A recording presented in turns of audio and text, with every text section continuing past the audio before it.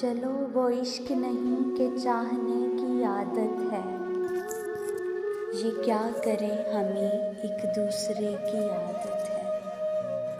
تو اپنی شیشہ گری کا ہنر نہ کر ضائع، میں آئینہ ہوں مجھے ٹوٹنے کی عادت ہے۔ میں کیا کروں کہ مجھے صبر کیوں نہیں آتا، میں کیا کروں کہ تجھے دیکھنے کی عادت ہے۔ تیرے نصیب میں اے دل صدا کی محرومی، نہ وہ سخی نہ تجھے مانگنے کی عادت ہے۔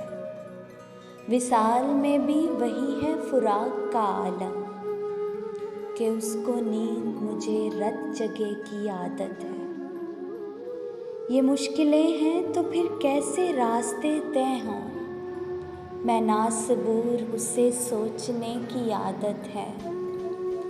یہ خود اذیتی کب تک فراز تو بھی اسے، یہ خود اذیتی کب تک فراز تو بھی اسے، نہ یاد کر کہ جسے بھولنے کی عادت ہے۔